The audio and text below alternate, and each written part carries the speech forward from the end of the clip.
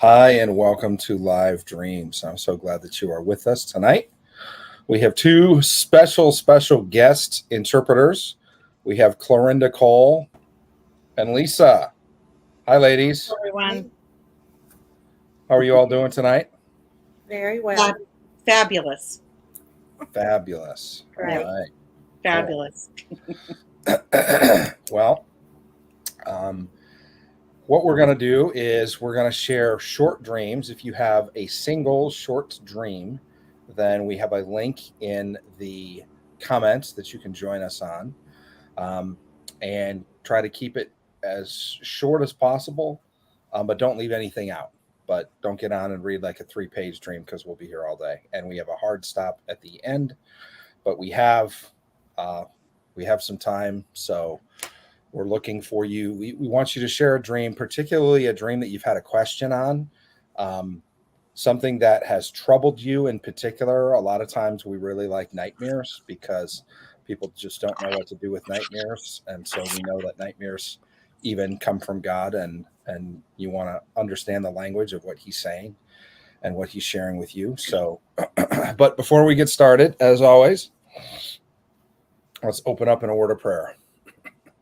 Father God, we thank you for today. We thank you for the opportunity to hear from you in visions and dreams, words of knowledge, words of wisdom and prophecy.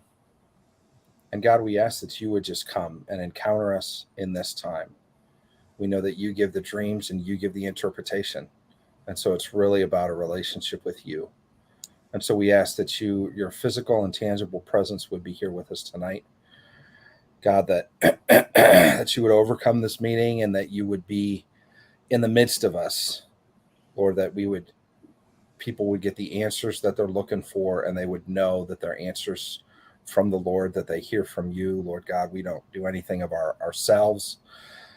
This is all you. As Joseph in the Bible said, the interpretation comes from the Lord.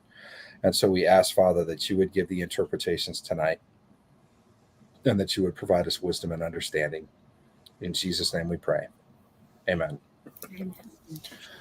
All right. So let's start with Sydney. Hey guys, how are you doing? Good. How are you? Doing good. So this dream I had about 2 years ago, and let me just check the date because I want to make sure I have the date wrong. And it actually has 2 parts to it. So I'm gonna do part 1 today. I call this one Friends Part 1. I have this on 11/20 in 2021. So the dream starts off where I'm at dance class. I'm sitting on the floor. I'm stretching, and I'm talking to my friend Shane and some of his friends from church. Then, while my sister's friend Elijah walks in the room with his friend Max. Max is wearing a black hoodie with gray sweatpants and the white Air Force One shoes. And he has short blonde hair. And that is what happened.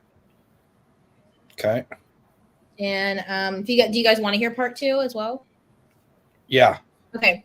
And then part 2 of the dream, this is Friends Part 2. In this dream, I was dropping off Scarlett and Sebastian at preschool, which they're my neighbors from California. I babysat them for 2 years.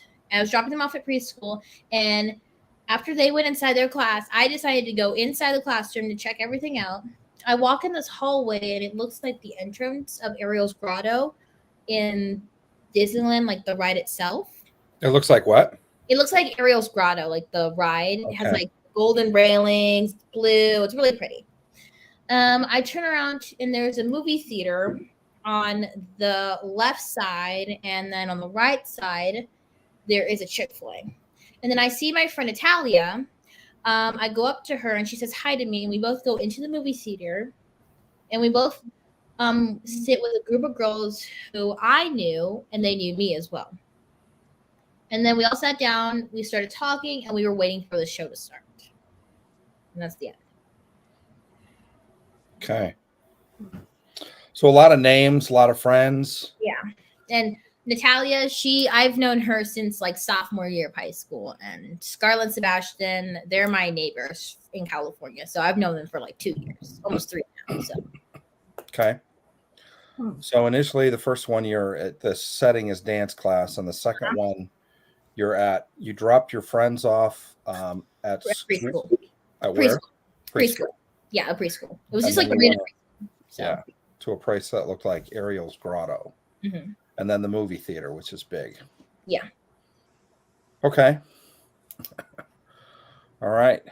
And what's interesting, I actually did ask my friend Elijah, hey, do you have a friend named Max? He's like, yeah, I do. I work with him. And I was like, oh, okay. I was just wondering because I was like trying to connect the dots and stuff because I was like, Yeah. wait, does he actually have a friend? So. Yeah, black hoodie, gray sweats, short blonde hair. Mm-hmm. Was that Max or Elijah? That was Max. Max. Elijah and Max. Interesting. All right. Clorinda, Lisa, who wants to take this one? All right, Lisa, go ahead.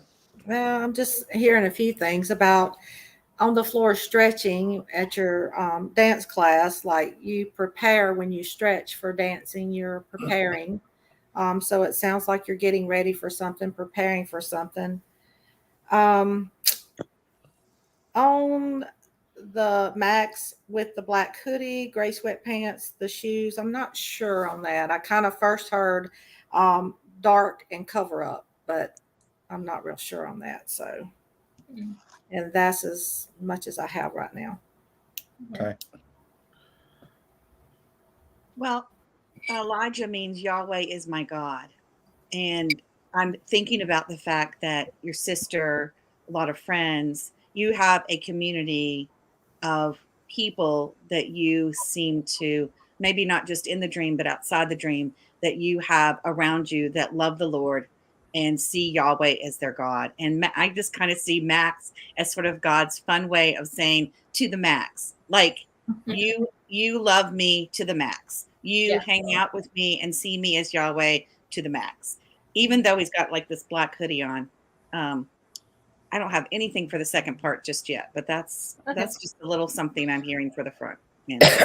So this is a fascinating dream about not only you, but your friend group and the prophetic calling on their lives. Mm-hmm. So when you heard Elijah, I heard like Elijah, like the spirit of Elijah, right? Like Elijah in the Bible. And then Max, I heard Elisha, because Max got a double portion of everything that Elijah got. So there's Elijah and then there's Max, which I think is just a fun way of how God states that. I really agree with what Lisa said, being on the floor, which is being low, stretching, which is preparing for what's about to come, but it's also literally stretching you, pulling you out of your comfort zone, putting you into a new area, doing something different. And the people that you're with, particularly Elijah and Max, but Max is the one with the black hoodie and the gray sweats, right? Yes. So this represents a covert call on his life. Okay. The gray is like working in the gray area. It's like the shadows. Black is like working in the darkness. Okay. So to me, that speaks of that coupled with the name Elijah plus Max, which is, I took that to mean Elisha. Now he did double the amount of miracles that Elijah did. And so he had the double the anointing, which I think is really interesting because the way that God even set that up, Elijah plus Max with the black hoodie, which is covert, the gray sweats, which is the shadows, but then he has blonde hair.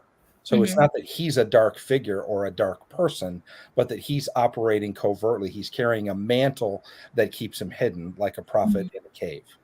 Okay. So I think that's really interesting. I think God is beginning to speak to you about the prophetic call and even the spiritual intelligence call on the lives of your friends around you. Now, the second part is even more fascinating because it's a movie theater. And I often say that in the movie theater of your dream life, only God holds the keys to the projection room. It's a way of explaining that all dreams come from God. But I use that analogy quite a bit. And so God knew you were going to have this dream. You were going to come and talk to me. I talk about a movie theater being like your dream life. And so you're going into the dream life with your friends. You dropped off some friends at Samuel and Sebastian at preschool. You drop them off, which is interesting because I think of Samuel the prophet and the story that we have of him as a child.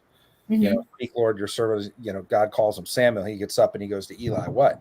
I didn't call you. Go let me Samuel. Get up. What? Samuel, what? Okay, if you hear it again, say, "Speak, Lord, your servant is listening." And that's how the quintessential way that Samuel begins to learn to hear the God, particularly where? In the night hour. And Okay. what are you? You're a dreamer. You're hearing God in the night hour. You have friends around you that are prophetic, but primarily the vast majority of the dream, you're where? You're in the movie theater. You're seated. You're with your friends. You're waiting for what's about to happen. What's the next thing? And you even have Chick-fil-A close by, so you're in a good spot. I dream a lot about Chick-fil-A. I don't know why. I love it too much. Chick-fil-A is good. I love Chick-fil-A as well. So now, when I was also reading this dream myself, I was like, okay, so because I don't have any friends named Max, I don't know nobody named Max, and now I'm just wondering, okay, am I actually going to meet someone that's named Max? And maybe there's going to be like something going on in his life that I'm going to help him through. I don't know. So I think the focus is on Elijah. okay, Max is kind of in the shadows. okay, But what it may be is just like Elijah and Elisha, and Elisha had the double portion of what Elijah had, right? So what I see is that dynamic. Is Max is really double what Elijah is. And so we're looking at, well, who is Elijah? What does Elijah do? Since you don't know a Max, your friend may know a Max. And actually in real life, you said your friend knows a Max. So it's not really about one or both of these figures. The central focus of the dream is you. okay, You're on the floor stretching. You're in the movie theater with your friends. What God is showing you is he's showing you things about the people around you, that they may have a prophetic call on their life. They may have a covert call. They may have a spiritual intelligence call. God is going to speak to them in unusual ways. He's doing that in your generation. He's raising up kids that, know how to just be right out of high school. You don't have to be, 30, 40, 50 years old to hear from God in a way that dramatically impacts your life. And you just graduated, you're entering the workforce and college and adulthood and all those things. Now's a really good time to know how to hear from God in dreams, visions, prophecy. And so I feel like that's what this dream is about, is you're surrounding yourself with people. And how many times have you been on this show? Like, that's funny. you surround you and your mom, like you have an influence in your life that is gearing you towards spiritual intelligence. And we've even talked about this. Yeah. But it's interesting that I feel like you have friends around you that you can begin to have conversations with, or you can even take them in to the movie theater. You can begin to talk to your friends about what you know of the dream world. And hey, if I have a question, I can just ask God and then go take a nap. And then I get a dream and then we process the dream. And, so I feel like you're going to be the central piece of a prophetic community that you're creating with your friends around you. And they're going to have different gifts and have different mantles, which is like the different dress and stuff. But it's going to be a place where you're going to get fed, Chick-fil-A, but it's also going to be a place where you're going to enjoy the show. Like we're at such a critical time in history, and you guys get to sit down and enjoy the show. God will give you dreams about what's happening. Like you don't have to be, again, some big pastor, prophet, leader person for God to begin to tell you what's going to happen in the country in dreams. And so if you have questions, God, what's going on in America? What's happening in this generation? God, should I go to college or should I get a job next? How do I structure my life in light of all of the insecurity and, seeming chaos that's in the world around me? And he'll tell you. Mm-hmm. That's good. That's not what I expected at all. What I expected, I was like, oh, you just go to the movie theater and eat Chick-fil-A. That's it. That's what I thought at first. But I feel like it's going to be so much a part of your life. The prophetic is that's how it's going to feel. It's going to be like, well, I'm just doing what I do, just eating Chick-fil-A and hanging out with my friends. Mm-hmm. But really what it's going to be is it's going to be your walk with God. It's going to be special and unique. And it's not just going to be yours. It's going to pour over it to your friends around you. That is good. Hear that, Victoria? That's good stuff. She heard was like just Chick-fil-A. She's like, I'm the food. You had me at Chick-fil-A. She's like, you have me at Chick-fil-A? I'm in. Exactly. Yeah. There's Chick-fil-A, I'm in. Well, that is good, guys. Thank you so much. Yeah, absolutely. Well, thanks for being on. It's always good to see you, Sid. You too. All right, take care. Bye. All right, we had a couple of dreams in the. Here's one. November 22nd. Oh, I was dropped off on a bus with kids. I was dropped off on a bus with kids. I was trying to solve who the serial killer was in a warehouse with sections of dolls. Kids were being killed. There was a disabled brunette girl that I was keeping safe, but I also took tomato sauce cans from another section. Interesting. Not too much detail, but I was dropped off on a bus with kids. So it sounds like you were on the bus with kids, or you were getting dropped off by this bus with kids. You were trying to solve the serial killer who was in a warehouse with sections of dolls. Kids were being killed. There was a disabled brunette girl I was keeping safe. Then I also took tomato sauce cans from another section. Interesting. This is the kind of dream that I would look for a location on. The cans of tomato sauce, there was a factory in the town, close to the town that I lived in. I actually had a girlfriend that worked there, and they stored cans of Heinz ketchup and Heinz tomato sauce. And what's the other big brand of tomato sauce? Maybe it wasn't Heinz. Del Hunt's. Monte. Once. What did you say? Clorinda? I said Del Monte or No. Hunt's.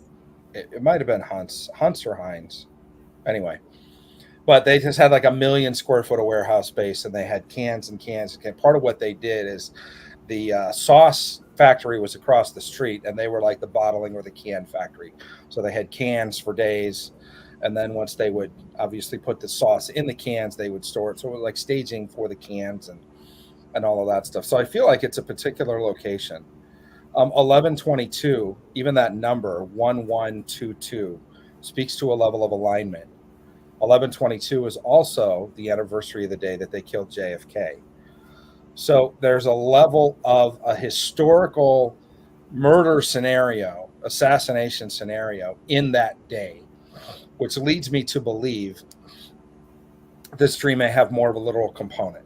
And I'm just here to tell you, we've had dreams where God has shown us things in real life, real locations, real people, human trafficking stuff going on. And then we find the location, or we find the white truck, or we find the, whatever. And so this may be a situation that is either has happened or is going to happen to you as the dreamer, that I would pay very close attention. And it's going to feel like a movie or a deja vu, because you're going to be in that scenario and suddenly you're going to be on a bus with kids and you're going to be like, man, this feels familiar. And then there's going to be a warehouse, and there's going to be dolls, and then there's going to be a disabled brunette girl. And you're going to feel an affinity towards her. And then there's going to be the tomato sauce connection. And if you see that, and if you're part of that, what I would recommend you do is call the police, get involved in law enforcement. We've had friends that have solved murders. I have friends that have found the bodies of missing people because of dreams that they've had. So this is a very real thing. Some people are uncomfortable with it. God wants families to have peace. If somebody's been killed, they want them to be found. But God also wants to solve crimes before they happen. And so he will give us actionable intelligence, information in dreams, and let us know about scenarios like this. I think what's really telling is in this scenario, that you're looking for a serial killer. And so if you get in this situation in real life, you may not realize that that's why you're there, but you may begin to see the clues of the surrounding. On a bus with kids, there's a brunette disabled girl, there's sauce cans, there's dolls. And then that's God telling you this is where the serial killer is, and you need to take action, or you may need to investigate, or God might give you more information. So did you guys have anything you wanted to add to that? I didn't. Very interesting, though. No. Yeah.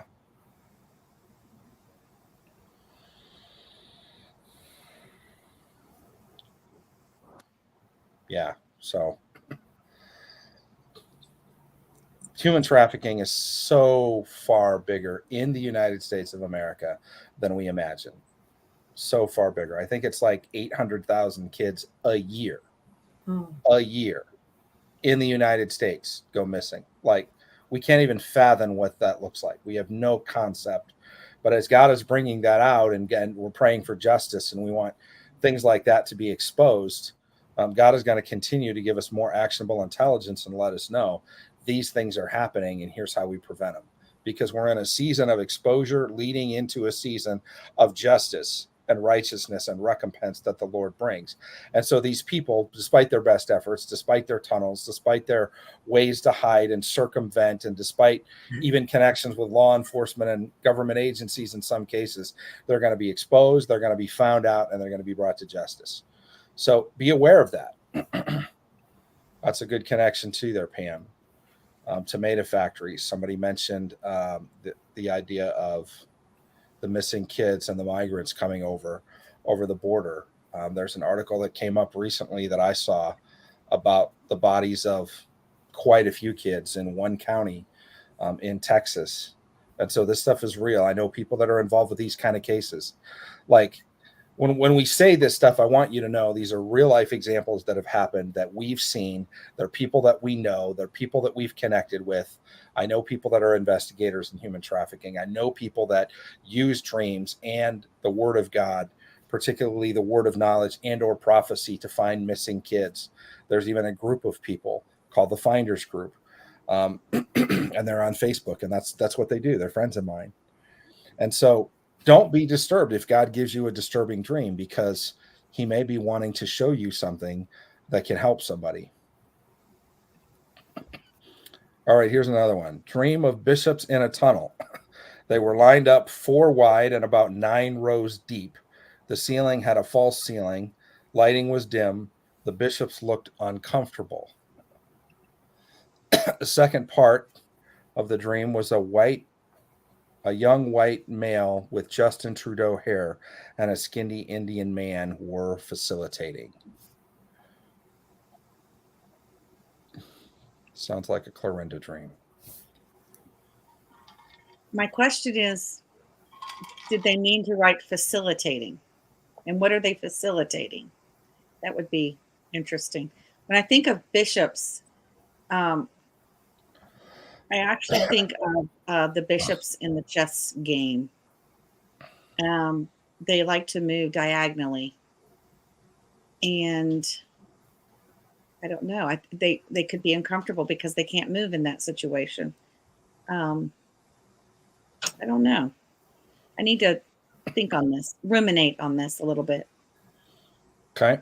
A couple of comments here. The church has bishops everywhere in the Mormon church. Yeah, I immediately thought of the Vatican, frankly, and the Catholic Church. Billy Bishop, Toronto City Airport pedestrian tunnel. 187 meters long, up to 135 meters below the surface of Lake Ontario. That's interesting. They were in full Pope gear, and the men were in charge of what was happening to them. So it's almost like they were being taken somewhere, like they were about to be right. Molested or violated or kidnapped, or something was happening to them. They were in a tunnel 4 wide and 9 rows deep, false ceiling, low light. The bishops looked uncomfortable. And then there was a young white male with Justin Trudeau hair and a skinny Indian man. So those are 2 people. It reminds me of the Noah guy who's with Soros and that group. What is his last name? The one who's the big guru of this guy. No, I think his name is Noah. But maybe I have the wrong name. You know a guy. Well, I heard the only thing I heard is 4 times 9 is 36. I don't know if 36 means anything, but just heard that for some reason. Harari. We got. Is it Noah Harari? Yeah. Oh, Cody's got something. This guy? Yeah, there. Oh, That's Noah Harari. that's Yeah. what I'm thinking of. Harari, Noah Harari, Yeah. Harari. Okay, we got like 12 confirmations on Harari. So I'm thinking Harari. And the Justin Trudeau hair, well, we know a guy that has Justin Trudeau hair. His name is Justin Trudeau. So I think I do believe, I don't know the man personally, but I would believe that definitely he is involved in some definitely weird things, particularly related to the globalist agenda. The stuff that they're doing makes sense only if they're blackmailed. A lot of these world leaders, even a lot of these corporate leaders, they don't want to torpedo their own companies on purpose. They're doing it because they're told to, because they're going to lose power and authority and potentially their lives if they don't obey. So that's the whole idea about what Ann is saying here. It's a dream about mid-managers under the radar doing a lot of suspect things. I would agree with that. I do think this guy is likely involved. And I think this may be Canada. They found children in Canada. Okay. So 36 uncomfortable bishops with the false high position, Vatican. Yeah, I think there's something involving, I believe, by what we're hearing, the Catholic Church, possibly the country of Canada, and Harari that is going on. So what happens, we know in part and we prophesy in part. So God is giving us pieces, but it's interesting how people were hearing this thing about Noah Harari. And I was seeing somebody that I've seen in the news, but I didn't know the name. So it's probably the same guy. They found children who were Indian in Canada. Oh, that's interesting. Okay. It was in the latitude 36 area. Wow, that's interesting too. See how the pieces are coming together? So the 4 wide and 9 deep, it's 36 parallel. So some of these dreams are really what God is doing is he's giving us clues of future events. Or clues of events that are going to come in the news that we're going to see, and we're going to be like, I heard this somewhere. I heard that there was a human trafficking situation that had to do with bishops and had to do with the Indian guy and possibly Trudeau. And people are going to hear about it, and they're going to be like, yeah, that Live Dreams episode, and they're going to want to go back and listen to this. So it's interesting that there seems to be a lot of confirmation along this stream of what God is saying. Now, what we do with spiritual intelligence is we'll take a dream like this and we'll look for other dreams. Do we have any other dreams about tunnels, about bishops, about Justin Trudeau, about an Indian man, about Harari, about a guy named Noah? And we'll put all of that together and we'll see what God is saying.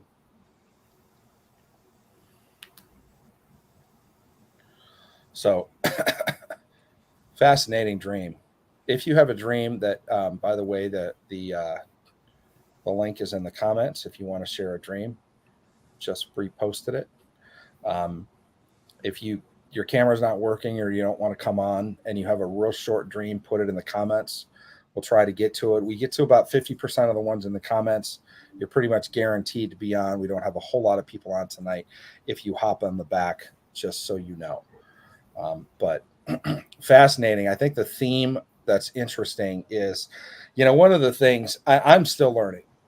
We're all still learning. And one of the questions that I've been pondering with God lately has to do with symbols and dreams related to people. There's multiple dreams in the Bible where there's visions or there's symbols that represent an actual person. Not like, oh, well, that's the king. No, that's a king. That's a particular king. Like the tree was Nebuchadnezzar in Nebuchadnezzar's dream. The head of gold was King Nebuchadnezzar, right? The wheat of the big wheat shafts of wheat was Joseph in Joseph's dream. And so there's times that God uses symbols of people as actual people. And I pressed into this. I've really wanted to begin knowing more and more and more. But does God ever use one person? Like, would God give you a dream of a pastor, and that pastor is really a symbol for God himself in the dream? I don't know that there's much of a biblical precedence for that. I understand the argument where people have had, well, I had a dream about my dad, and I really think my dad means Father God. And I think that's possible. But I think what's more probable and what we have a much stronger scriptural precedence is God using, like there's a vision I think Ezekiel has where an eagle comes and snaps off the top of a fir tree and takes it to another land and plants it. Well, that top of that fir tree was a particular prince. I believe it was in Israel that the enemy came in, they invaded, they took him off as an exile, and then they used him in the court of another king. And and so that actually happened. So God will use symbols to mean actual people. We're not taught this much, and people don't press in for the actual names. There was somebody had a dream, sent me a dream that they had interpreted, and we pressed into it, and we had 3 different people that when we mentioned, oh, there's 2 people doing such and such, that 3 of us heard the exact 2 same names. It wasn't like we heard 4 names, we heard 2 names. And 3 of us heard the exact same 2 names. And so that's the confirmation based on 2 or 3. And those are powerful because God can be speaking about individuals in particular. Another thing that has happened, and I share with you just to build your faith, just so you can see what one of the things that God does is we had another one of the people that was involved in the SIS have a dream about a guy that was in the water and needed to be rescued. And she took the SOS ring and threw it out to him. And then he was on the ship, and then he said there were ballots full of paper, and he said, "Don't lose any of these pallets. Don't lose any of these pieces of paper." Well, one of our other interpreters said, "Did you recognize the guy?" "Yeah, I knew his face. I recognized. I would know him if I saw him again." And they said, "Well, what if SOS is Secretary of State? What if the pallets of paper is actually counting ballots, which is what the Secretary of State does?" So they looked into, can we find a Secretary of State, and this was during an election year, running for election that was probably of a particular party on a state that bordered the ocean? And they found there were 8 of them, and they pulled them up, and she said, it's that one guy. And she recognized his face, and it happened to be a former pastor running for Secretary of State in a state that bordered the ocean. And by the way, his election was kind of brought into contestation because they felt that there might be some funny business and they wanted to get it audited. And so this is the kind of stuff, when you begin to look at dreams as intelligence, it'll change everything you think about what's going on in your dream world and in your life. That's why there seems to be a theme today about dreams that could be giving us hints about some things that have happened or may actually happen. So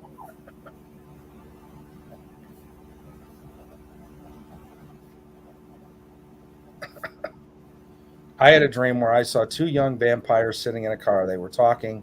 I saw lots of blood. That's a Lisa dream. 2 young vampires in a car. What was the? And they were talking, and I saw lots of blood. Wow.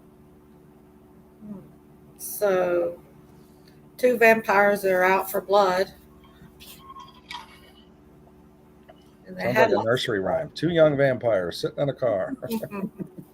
Wow. I'm getting anything except, and that was Miss Dawn had that dream.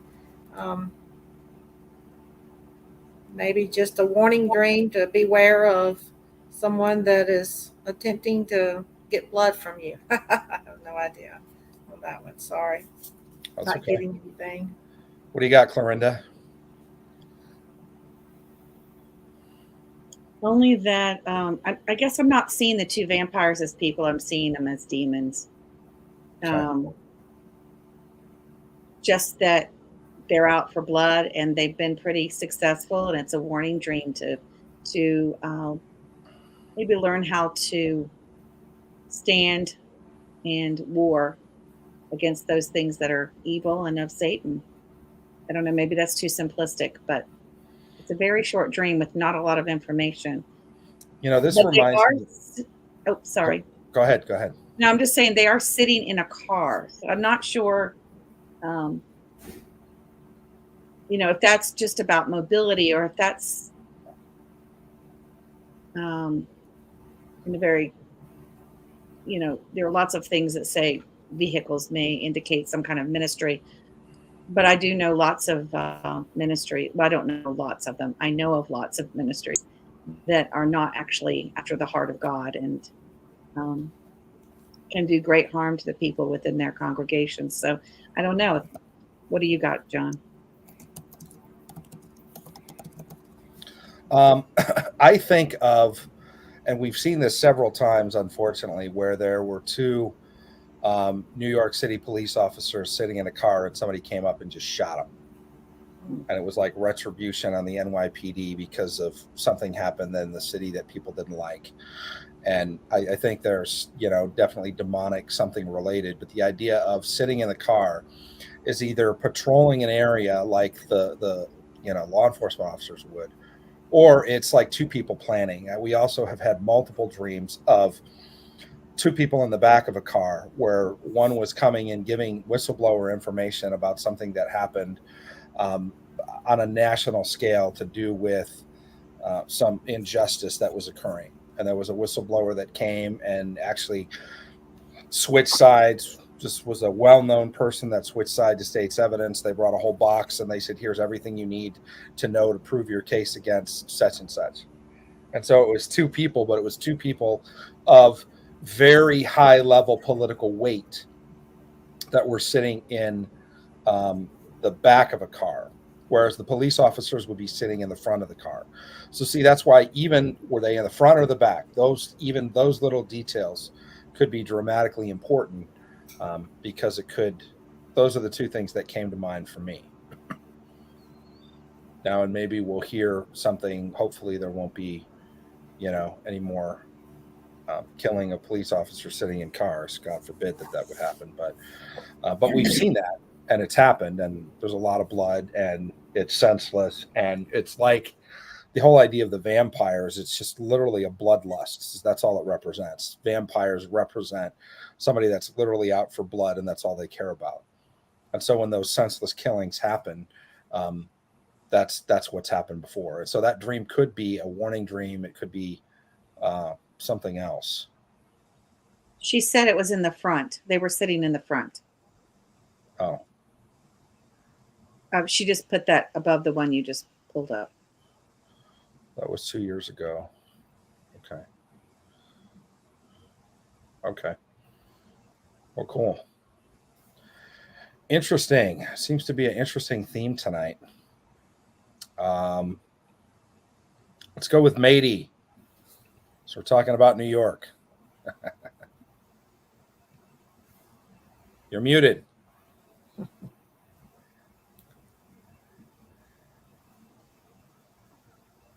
There we go. There you are. I just put one in the chat too, but this is a different one. Short dream. Hello, everyone. Nice to see you. You're talking real quietly. You sound muffled for some reason. So speak up. Let me turn the volume up here. Better? Is that better? Yeah, that's better. Okay, that was my volume. All right. So I was in class, first day of school. There was an older woman who was really pleasant, and she was teaching the class. She started to hand out info on what was required.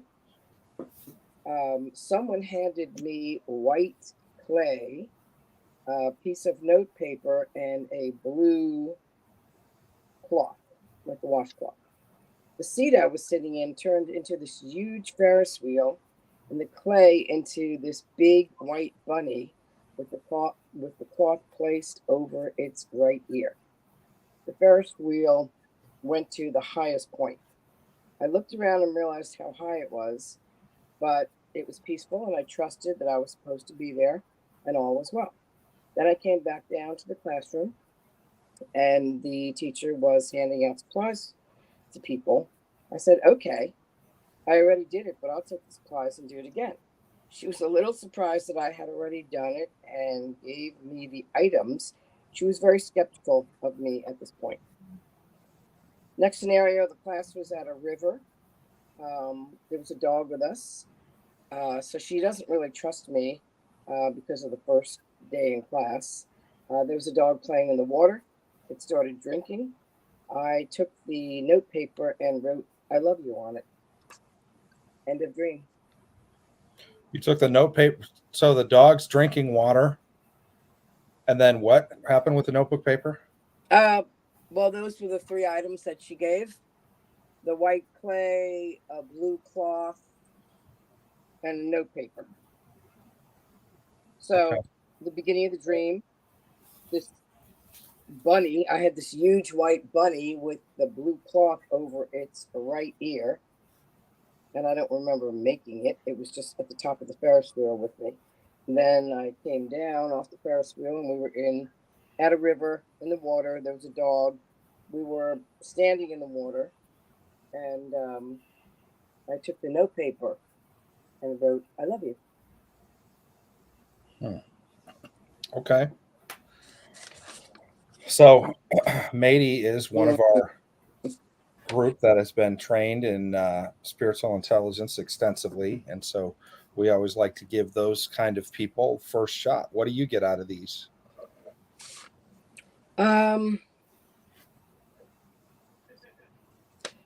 Well, I can get the Ferris wheel that went right to the top. It was a very high position. I mean, I was like, what, 180 degrees with the Ferris wheel, right? It's 360. So I was at the apex. And I don't know what the bunny represented. That confuses me. The blue cloth could be a prophetic. It was over the bunny's right ear. And the woman running the class didn't like me. She didn't trust me because I had done what she was planning on having us do as an exercise. Okay. So in both situations, you're in the class. There's an older woman. So it's the same teacher both times? Yes. Yep. Okay. So there was gray clay, the blue cloth, and notebook paper. White clay. White clay. Very white. The bunny was huge. It was like big, like a hair, bunny. It was What was gray? Did you say the paper was gray? No, I didn't say anything was gray. Oh, maybe I heard clay. Okay. White clay. CLAY. Clay. Clay. Okay. Rhymes Blue with- cloth. All right. This is a fun one. Florinda. Well, I do think it's an interesting dream. I see the woman as someone who is attempting or feels empowered to teach the things of the Lord, whether it's a Bible teacher, whether it's a pastor, whoever it is. I think it's somebody you might know, and she is carefully handing out what would be important to the lessons that she wants to teach. But the things that she's handing out, you already have within your spirit an understanding about how to employ these items or how to take advantage of them, so that because you are a pursuer of the Lord. I mean, that's what the end of the dream sort of says to me. You are a pursuer of the Lord. And so the white, the purity, the purity of God, the purity that we receive when we ask forgiveness for our sins, the purity, I think, is the focus. The blue washcloth, I loved what Kathy had to say earlier that John threw up there, that there's revelation coming, and it's you're going to hear revelation. But all of that, yeah. and you're heading up you head up to the pinnacle quickly on this Ferris wheel. It's almost like the Lord takes you out of time and sets you apart to hear and experience Him at a level that this woman is not talking about at the moment. She's just trying to give you the tools to work with, but you employ them quickly and readily, so that she's a little suspect of you when you get back, because she's probably not feeling like she has as much to share as she originally did with you. And you're maybe you're just a little threatening to her, not because of anything you've done, but because you're not, she no longer sees you as positioned to receive from her as readily as the others. And then I just see the water as the river of the living river, the living water of God. The dog's drinking from it because it's living and alive and life giving. And you're writing, "I love you," and I just see that as just it's the whole dream is an expression of your love for the Lord. So that's, I know I'm not hitting really deep, but those are the things I'm hearing. And I love what Dawn just put, "I'm the potter and you are the clay." Like, but the Lord's just, That's great. Yeah. yeah, you just you're taking whatever the Lord puts in front of you, whether it's from someone who's confident or not, pleasant or not, and you're going after the things of the Lord and gaining revelation along the way. That resonates. I wonder about the "I love you" part is probably the fact that I don't take offense quickly, and I'm more of a peacemaker. As much as I can speak my mind, I'll be like, "It's okay, we're cool, we're good, we're good." But thank you. I think that really resonates, and the bunny threw me off, but I hear two things for the bunny. I hear like a rabbit pulled out of a hat, like something appearing suddenly and unexpectedly. And I also hear multiplication. There's a word called fecundity, and it's the idea of giving birth to something that's already pregnant, giving birth to something giving birth. So it's the idea of massive, rapid multiplication. And of course, bunnies are the poster child of massive, rapid multiplication. And so I feel like there's something that you've learned or you're still learning, that God, even though you're in the midst of the classroom, you're still learning some things. God is taking you to a higher place to be able to see. And that has to do with the blue and the revelation and the ear and all of those things. But it also has to do with reproducing rapidly and things happening suddenly in your life. So I feel like this could even be, just what comes to mind is like doing a dream lab, getting a group of your friends together and saying, "Hey, let's talk about dreams. Let's, taking the things that you're learning, the notes that you've taken, you have the notebook, and then actually building or making something," which is what the clay represents.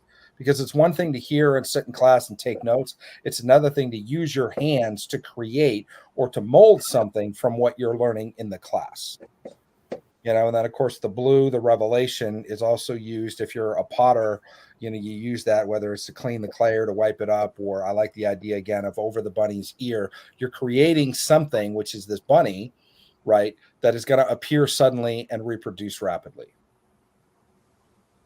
So even if it's coffee or tea with the girls talking dreams, that suddenly turns into, that's how it started with me.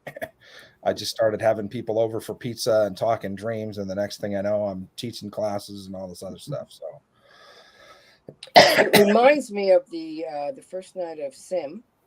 I woke up the next day and I had this great dream and the download. I was like, "Wow, where'd that come from?"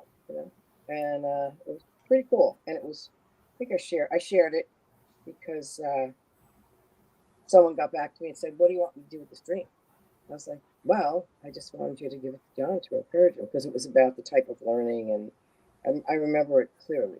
Yeah. Wow, that's, where'd that come from? That's but interesting. I know where it came from. Yeah.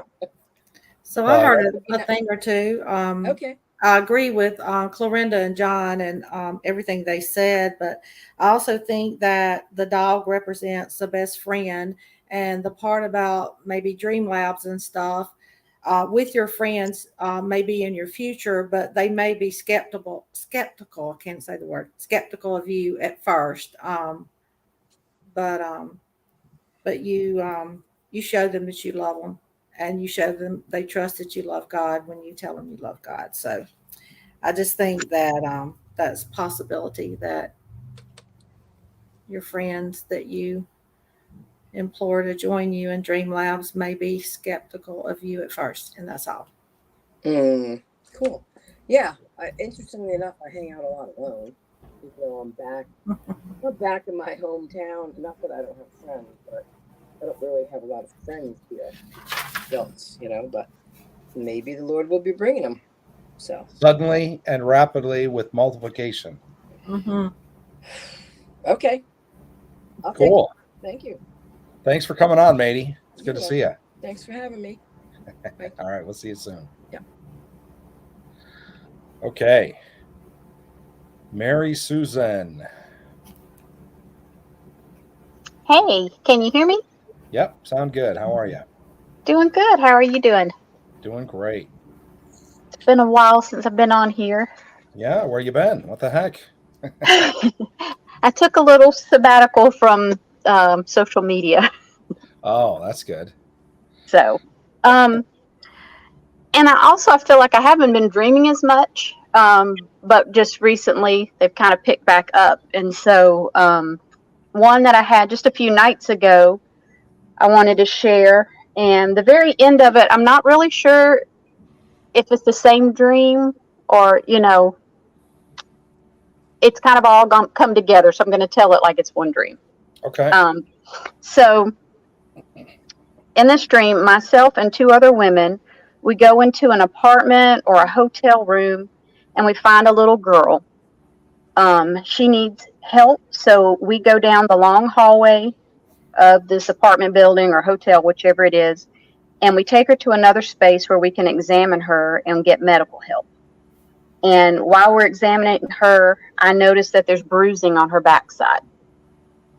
Her father is with us, and basically everything's checking out that she's healthy and all that. So as they're kind of working to get her set up to leave, I stop the dad with me in the room alone, and I kind of question him with an indirect question, but wanting to ensure that she's safe, like not directly accusing him, but just some sort of question that makes me feel like, okay, well, at least I asked the question to know that she's safe to leave with him.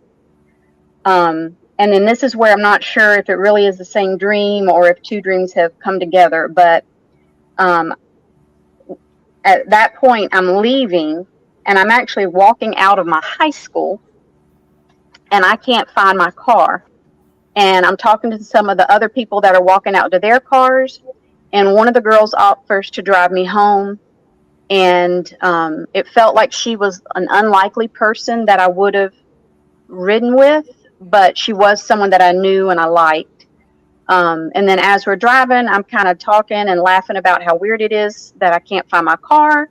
And then suddenly I realize, oh, I rode the bus to school today. And that was the end of my dream. Wow. And I haven't been in school, in 20 something years. You're in school every day.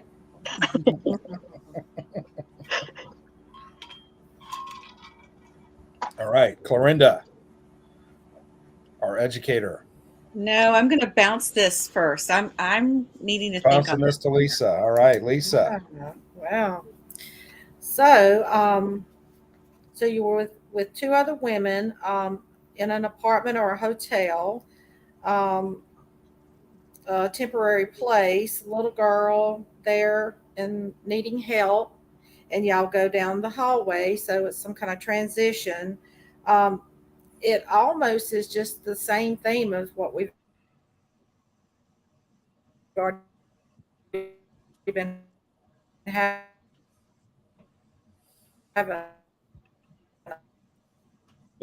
Lisa's breaking up a little.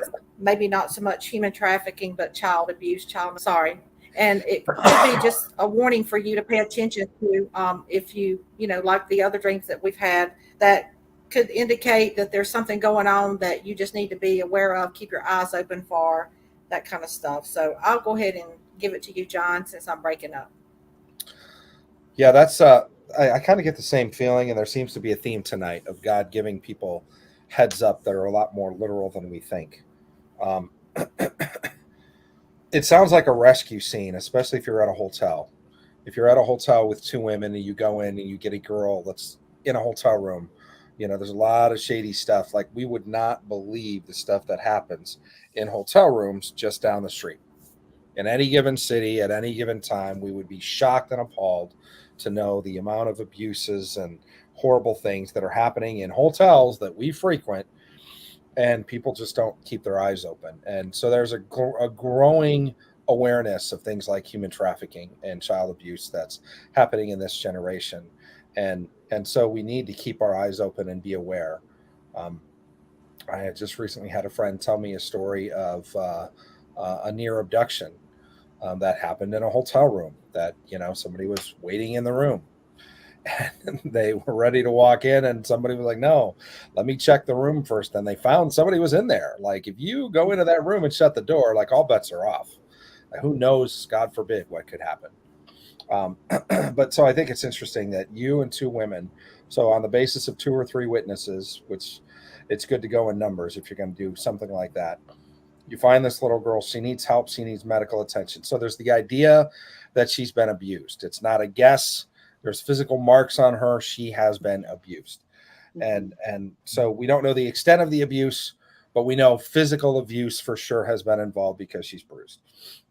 So what's interesting is her father's there, which is a level of authority. So it may be taking someone from an authority, or it may be you rescued her and then her father came in later. I'm not sure was her father in the hotel room, or did her father show up when you were examining her? Yeah, I think he was with us the whole time. Okay. But it was like just there at the end. It's like I just had that thought for a moment, like, do we know that he's not the one that may have done this? Do we know for sure it's safe for her to leave with him? Yeah. Yeah, there's a lot of this going on. It's tragic, tragic, tragic how leaders and politicians are playing this game with the lives of kids by not securing our border and not doing things that ensures the safety of our children. Anything that threatens the safety of our kids, particularly things like human trafficking, should be declared a clear and present danger to the national security of the United States, and the full weight and force of the federal government should come down with lightning fast justice and vengeance on those people. I wish we had a president that would do that and do it immediately, but currently we don't. But it's interesting because that statement comes from the heart of God, and that's what is happening here. There's so many people that are getting involved, that are helping to rescue people, put them in homes, put them with good people, help them to get healing. But that's what's happening here. There's something that's going off in your knower where you're smelling something like, I don't know about this dad. So you kind of pull him off to the side, you ask him an indirect question. And in the dream, there isn't really a response, right?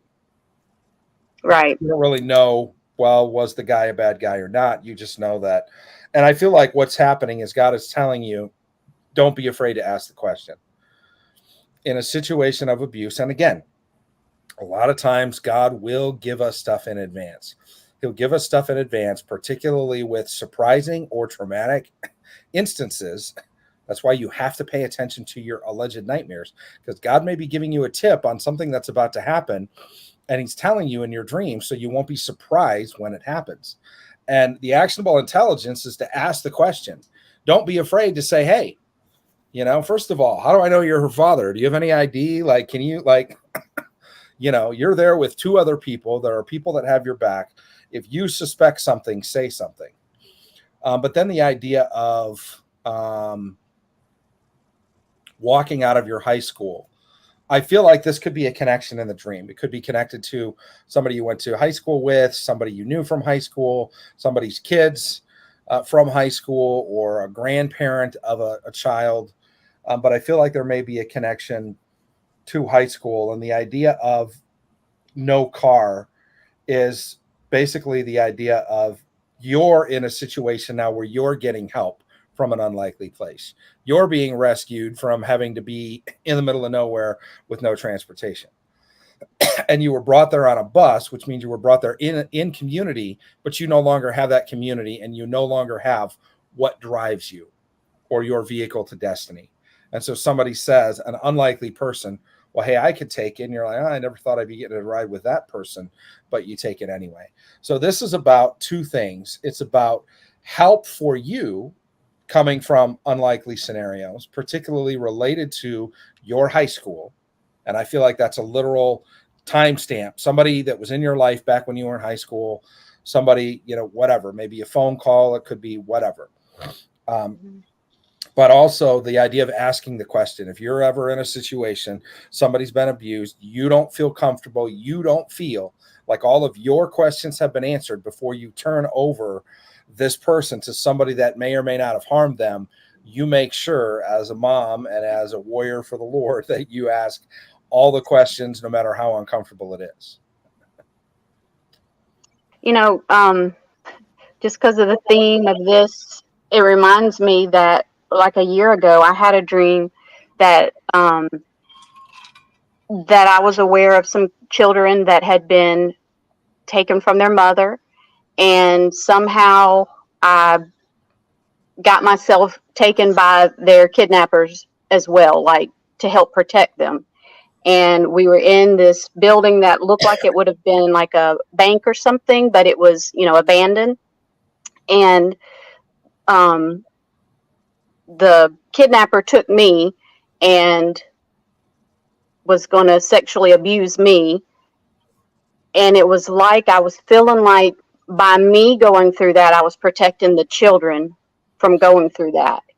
And then I was able to take the kids back to their mom. And, you know, I remember just being in their apartment with them and trying to, you know, laugh and just let the kids know like everything's okay, you know. And as far as I remember, they didn't ever get harmed except for just, you know, being taken from their mom, being scared. But that's just what came to mind, like that I would have a dream like that before, and now, you know, again about. Well, I think there's 3 pieces of actionable intelligence here. Number 1, if you're in a situation like this, go with a team. Number 2, ask the hard questions. And number 3, have a clear exit. Yeah. It's a good dream. I think it's interesting, if I can just say this. I think it's interesting that you went with 2 women. You didn't just happen upon a hotel room or happen upon an apartment. There's a clear indication that there was a strategy that the 3 of you came up with in order to go and rescue this little girl. So I feel like there's a literal part to that as well, that there's literally going to be a call in your life to team with others to help rescue.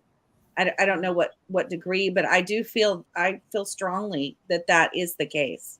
And especially now that I'm hearing that you've had a previous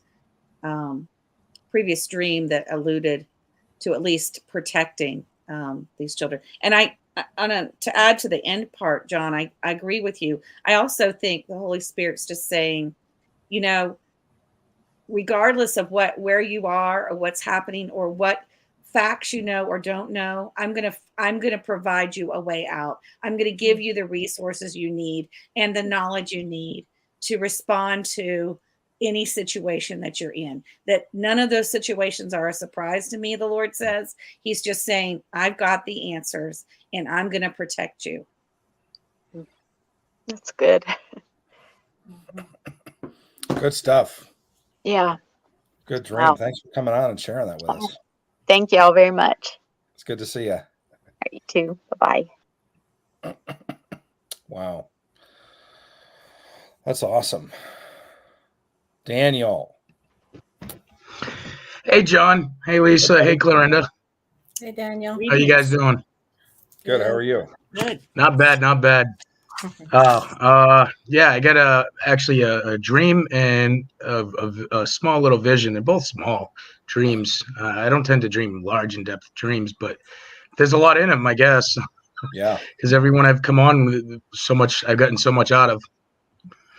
All right, so this was the dream. I can't remember when I had it. I don't have any of my paperwork in front of me right now because I was just out. But this is the dream. It actually involved you, John. Oops, sorry about that. I just hit the computer. It actually involved you, John. Basically, after you told me about Sims, I had a dream about that. Like, you know, like those shows like The West Wing or whatever, where they get the chief of staff talking to the president. Yeah. And you mentioned something to the effect that you wanted to eventually have this. Well, the dream was that you were walking with the president and you were sitting there asking him, hey, how's his day? You know, the typical exchange there. You know, what did you dream was the main focus, because obviously that's what you were there for. As soon as you took down the notes of his dream, you brought it into a little room right off the West Wing, and I was there with 2 other agents, and we were doing exactly like you said. We had a database that we put it in, and we put it in to start going through analyzing it, and that's pretty much what the dream was. Very short, but I thought it was very interesting that you had that, and then the vision kind of entailed more with it to tie in with the dream. Was the vision was I was just walking at work one day, and all of a sudden I just snapped into like almost like a dream state, like with a vision, and I'm just envisioning myself under your after taking Sims and your mentorship that basically I was swearing in. For whatever reason, I had a gun and a badge after I swore in. Like you were swearing into the military there.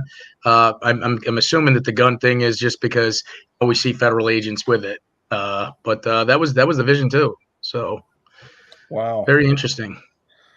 that's awesome. Well, you just started Sim. I know. I was just gonna say that. I was gonna do a plug. It's so fun. I can't wait to go on with it. Yeah, I'm. So last night was the first night of the spiritual intelligence mentorship. Daniel's part of our new class, so it's interesting because I feel like part of this dream is coming to pass already. Yeah, exactly. And that's I kind of felt for a while now, especially after having that dream. And once you told me, I tried to get it on the last round, but just didn't work out. I feel like God's really moving me, and He's going to open up some stuff from actually taking this. Yeah. Well, people really like your dreams. We love Daniel's dreams. We love Daniel. Cool. Hey, it's all in the name. Daniel was a dreamer. That's right. I'm telling you. Well, yeah, the weapon of spiritual intelligence. I like that. So I think it's really interesting because I've had dreams about being in the Oval Office of the White House, talking with the President of the United States at the time. And he had a dream, and I was there with 2 other people that I knew were involved in spiritual intelligence. And I think it was the president went over to the wall and like pressed the wall, and like 2 panels came out, and he moved them to the side, and there was a big whiteboard, and we started doing a dream lab right there. Like we started writing on the whiteboard the symbols of the dream. Like we were doing a dream lab live in the Oval Office of the White House with the president. That's really interesting. Yeah, I thought it was really cool too because there were 2 other people with me, and so what you had is I'm there walking with POTUS. What dreams did you have? And then I go off to this office in the West Wing, and there's you and 2 other people there too. Yep, and they were both Sims. Again, what I hear when this happens is, on the basis of 2 or 3 witnesses, a matter is firmly decided. So obviously, if it's you and 2 others, there's 3, but it doesn't say 3. It's the number 2 is in the description. So it's me and 2 others. So it's on the basis of 2 or 3 witnesses, the matter is firmly decided. And so that's what some of these people are getting. And to a moment, yeah. So triple core too. Well, and the idea of the badge and the weapon is really interesting because I had coffee yesterday with a very well-known prophetic friend of mine, and we were talking about authority in particular, and we were talking about he's doing a teaching on the seals and breaking the seals on the scroll and the 4 horses of the apocalypse and the 7 seals and all of that stuff. And he just had done a show on that, and we got together for coffee, and then we talked for like the next 3 hours about what that was. And we talked about the concept of authority and power. And I specifically mentioned in relation to like the power of the enemy, like when Jesus says all authority in heaven and on earth has been given to me. We talked about the idea of the badge being the authority, but the gun being the power. Right. Like you Absolutely. could go stand up in front of the drug cartel with your badge and say you're all under arrest, but you better duck because they're not coming because you got a cute little badge. But if you go in heavily armed, and you don't have a badge, you don't have any authority. You're a mercenary. You're out there on some vengeful kick or whatever. But when you have both, the authority and the power, and I think it's interesting too because in this dream, there's a level of positional authority. because you're not Right. in the West Wing of the White House or walking with POTUS without being in that position and having that authority. And No, so I think it absolutely. represents the idea of some of the things that God is calling us to as an organization, having a level of authority, but it's also God is making it personal to you in that as Right. you get signed in and as you have, because you just had your first day of class, right? You're Right. now part of the organization and you're in training and you're also given authority and power personally. So there's the power that we all have and that I have as the head of the organization, but there's Right. power and authority that you have too. So I think that's amazing, man. Yeah, no. And go ahead. Sorry. I was just going to say that you were sworn in. There's this whole, Yes. God loves the idea of covenant.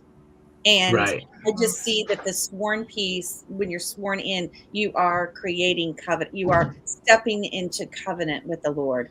Wow. Yeah. That process. Yeah. That's powerful. Yeah, and And I like I what feel like, I'm sorry, that it's a prophetic dream, and I heard also authority, but I also heard badge of honor. Right. Yeah. So Well, I was joking with my chiropractor, telling him about joining Sims and how I was coming on for the the dream interpretation, and I was joking. He was joking and saying, "Oh, what are you going to chase down criminals?" I said, "Yeah, I'm going to say that I'm part of the FDI, Federal Dream Interpreters." that's awesome. Yeah, it's awesome, and it's funny that you mentioned about the authority and the power. Some research I've done in my own family history from the Scottish side, which is my father's side. We're part of the MacPhees. My grandmother's, I forget if it was her father or her mother's side. I think it was her mother's side, is linked to the MacPhees, which they're one of 7. And I'm big into numbers, and 7 is just God's number. One of 7 tribes with claim to the first king.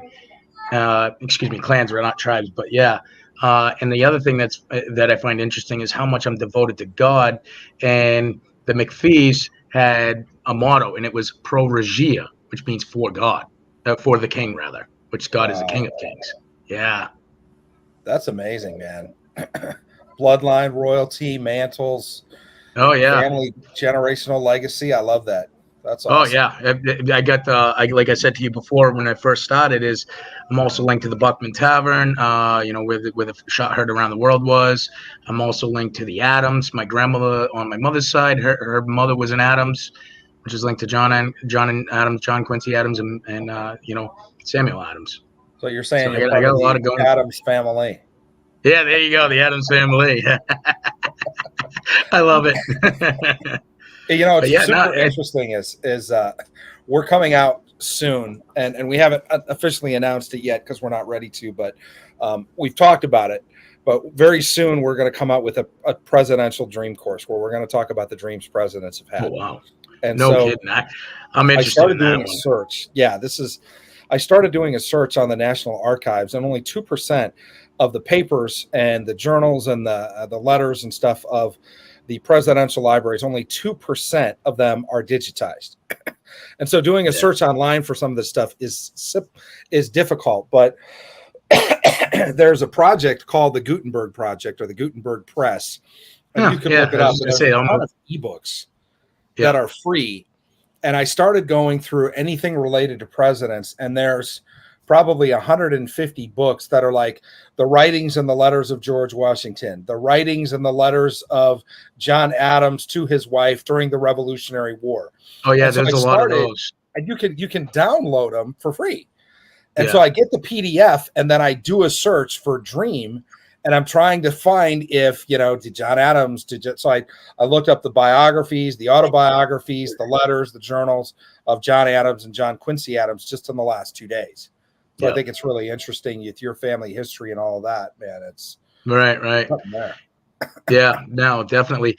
And it's funny, I did some research, obviously, because I'm related to the Adams, and John Adams, even back then, as before he was even president, already believed in Israel being Israel.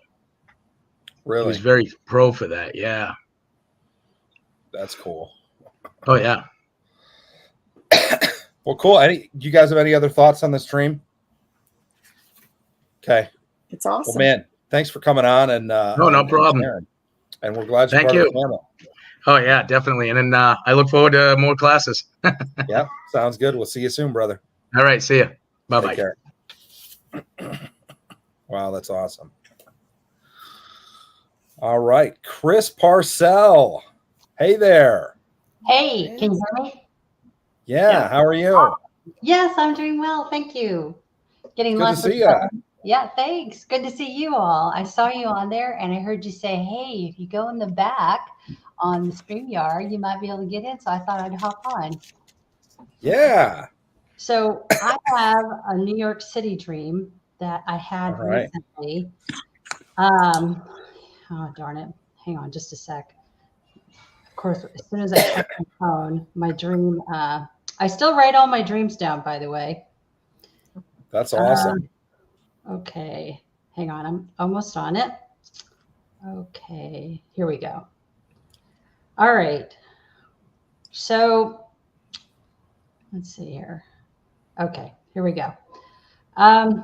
So I dreamt I was in New York City and I was walking on a busy part of the city, very busy sidewalks where I was at, and there was large high rises all around me. I'm not exactly sure what part of town because I literally have not been to New York City in about 40 years. And Okay. I've already had 2 New York City dreams pretty close together. I then became aware that I had to move my car because I was parked along this same busy street and the parking time had expired.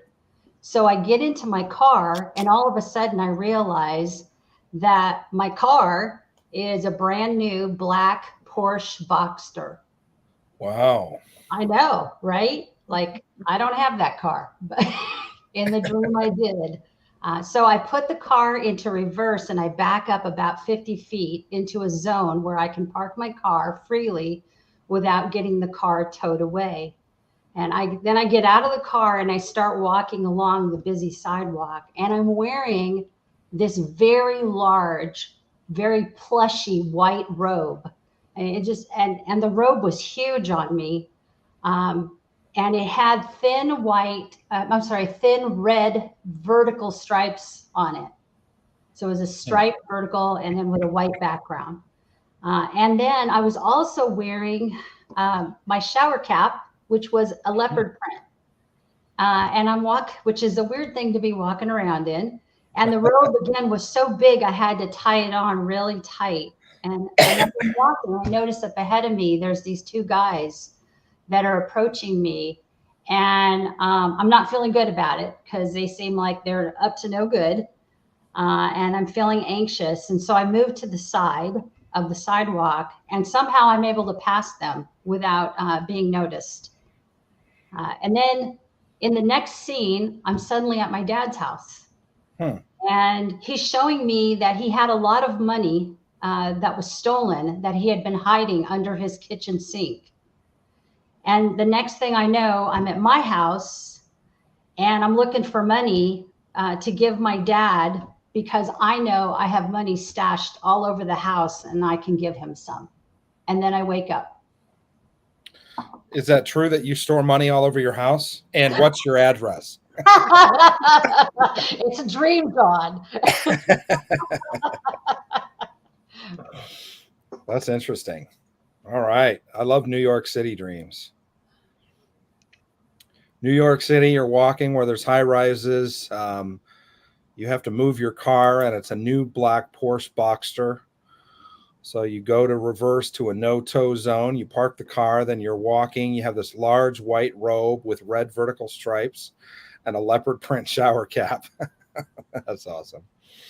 And it's a big robe, and so you have to tie it around you real tight. 2 guys approach. You step aside, and you make it through unnoticed. Then you're at your dad's house. He had a lot of money stolen that he had hidden under the sink, and so now you're at your house looking for money to give your dad. Right. All right, cool. Ladies, do you have anything? Or Chris, Yeah. Chris has been through Sim. So Yeah. Chris, did you have any thoughts you wanted to give us first, or? Yeah. And so that's why I was hoping for second stuff. So the car to me, and I've had multiple car dreams where I'm in cars, like I'm either driving on the freeway, in my car, or I'm driving in a Forerunner. And I feel like a lot of times the car feels very ministerial. Um, and which is odd to me because I can't even imagine being in a ministerial capacity. Yet I certainly love to share and when I can with someone who might potentially be a new believer.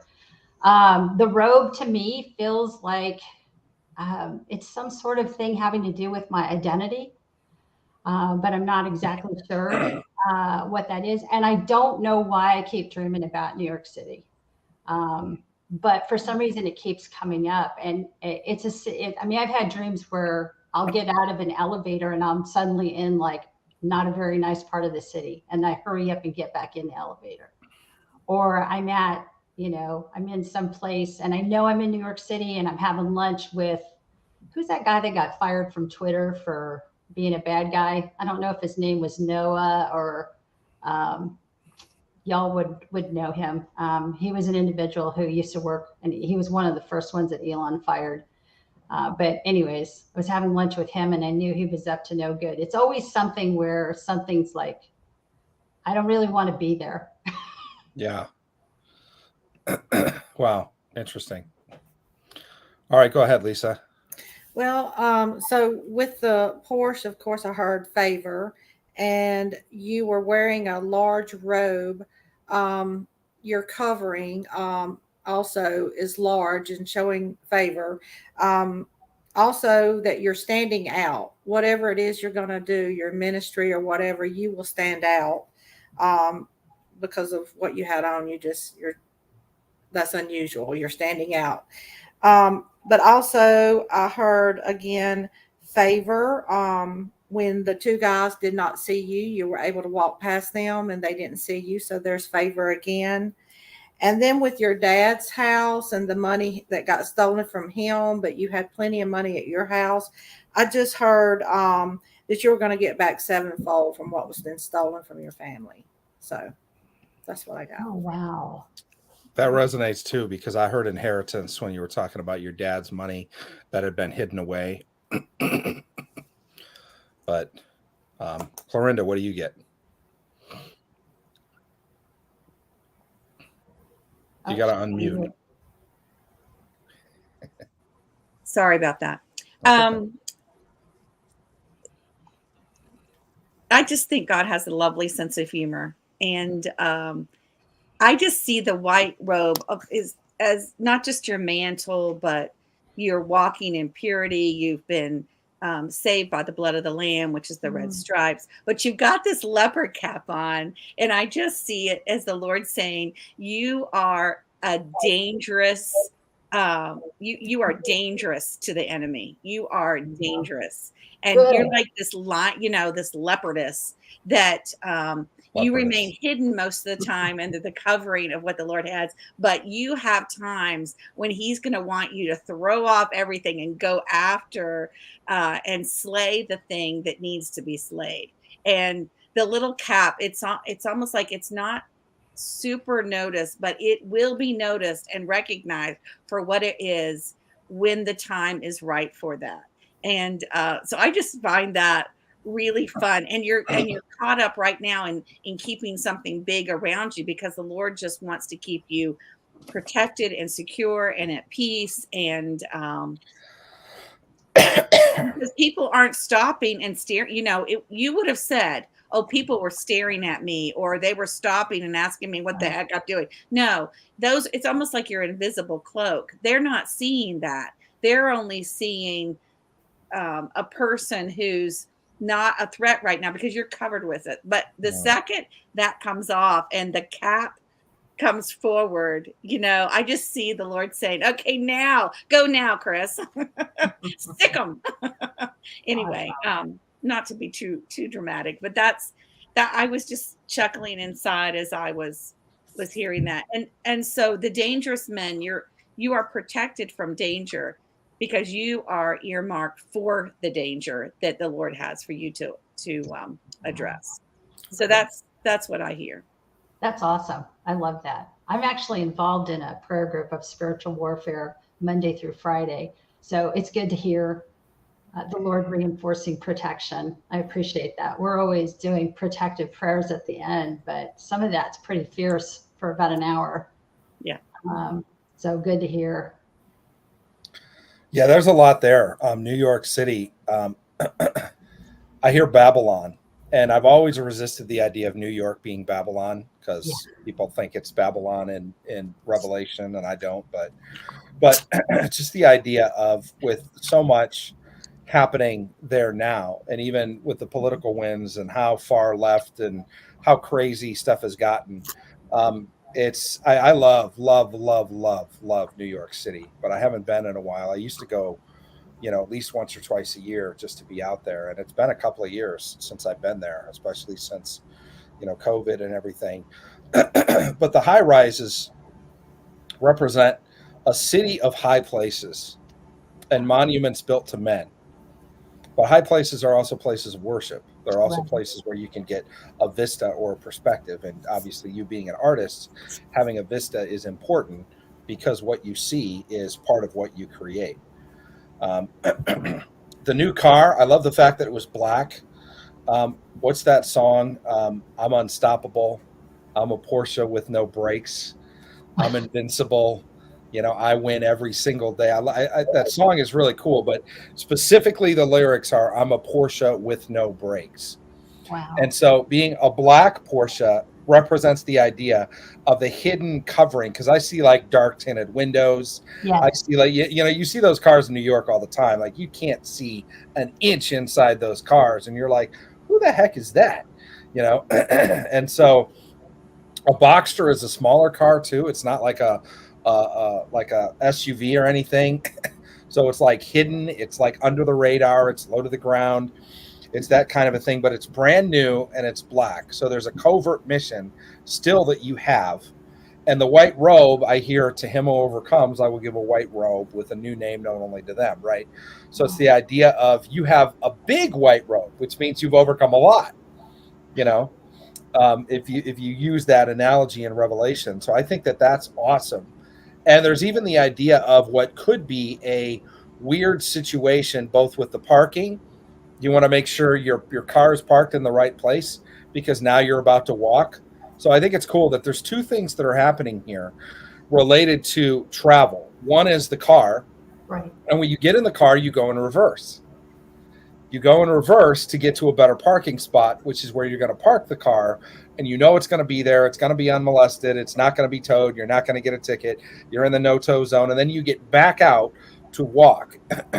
And so there's something related to how God wants you to covertly go in, backing in. It's like if you walk through the front door, it's like, hi, here we are. But if you're like, go up to the door, you kind of like slowly back in, or you go in the back door or whatever. There's an idea of making an entrance that's covert. And not only is it covert, but it's more legal because the parking, the way you parked, was a legal place. And so there are going to be some backdoor places that you end up into where you're going to be in rooms and meetings, and it's going to be because you were invited by somebody. You didn't go through the front door. You kind of got, hey, come with me, and you're going to be in that place. And it's going to be an interesting place for you to be. But it's part of your destiny, and your car is parked there, which means your vehicle, the destiny. It's part of a new mantle, though. It's part of the idea, since it's a brand new black car, Right. It represents something that has to do with the kingdom of darkness. Could be spiritual warfare, could be spiritual intelligence. I feel like it's a combination of both. Where, you're covert, like Army isn't in black, they're in green. They wear camo, but they don't wear black. Whereas the spies, those are the guys that wear black. Those are covert. Those are really dark ops, black ops, that kind of a thing. And that's what fast and black ops is, what that car says. Low to the ground and humble, flashy, fast, and nobody can see you. So legal and in a parked in the right place. But then you're in your leopard shower cap and the white robe, which is like you probably couldn't stand out more if you tried walking down a street in New York City. You know, I see like this white flowing terry cloth robe and this leopard print, you know, and I'm just like, wow, you could pull it off. You got the personality. But I hear with the leopard print, can a leopard change its spots? You know, and it's the idea of basically, no, it can't. And on your head represents a mindset that has been a well-established mindset. Like people can't move you.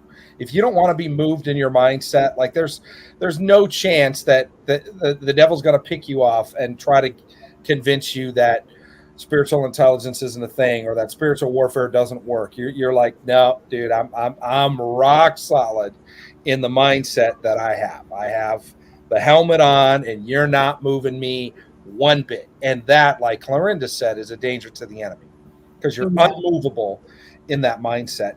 And the white robe, again, just represents the fact that you've been to war and you've won, to him who overcomes. And you've won a lot because you have a big white robe. The red stripe, I believe, just represents that you've, like people have said, bought and paid for with the price. I love that. By his stripes kind of a thing. But it's just a recognition of like where the robe came from. And then the last part here is being in a situation, well, the two guys being in a situation that could be a little weird, but they don't even see it. And that confirms the covert part. And again, even like you carry the mantle of the car, even though you're out walking in your leopard print shower cap and your white robe, you still carry a level of cloaking as at, you know, they're up to no good and you're in the invisibility cloak, you know, and so nothing's happening. And you pass by without being seen.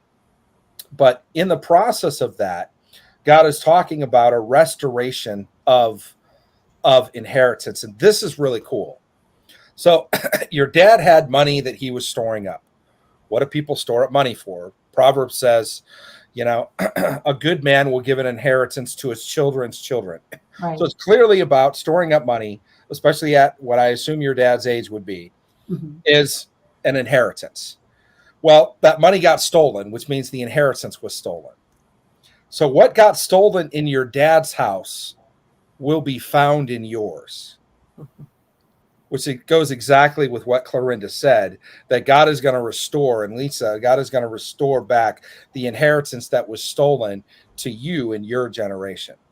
Oh, that's a good word. So what was taken or stolen from your dad's house as inheritance, where are you now suddenly in your house looking for money to give your dad?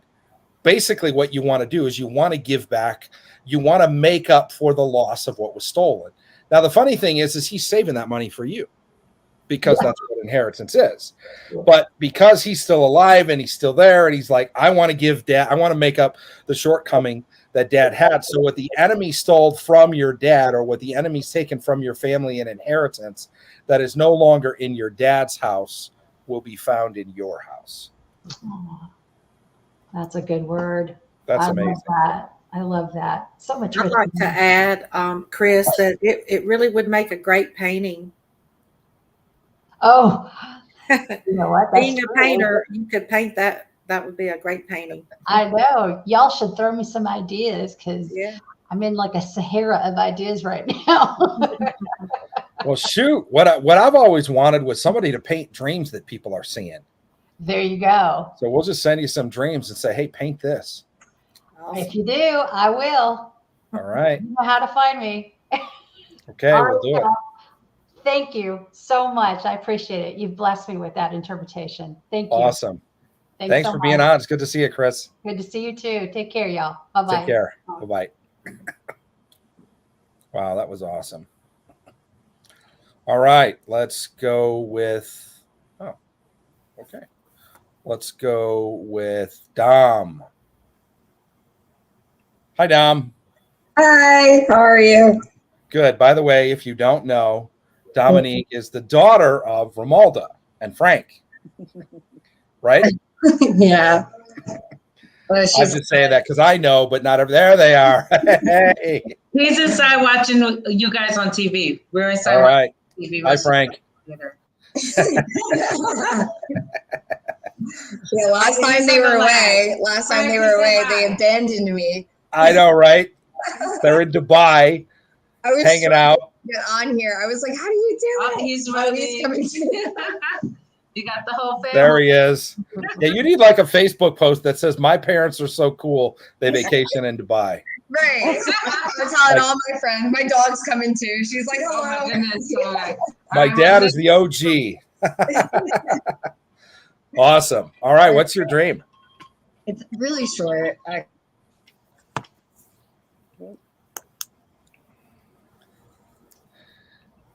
Did we lose you? You're froze. You're froze, but with that face. I gotta love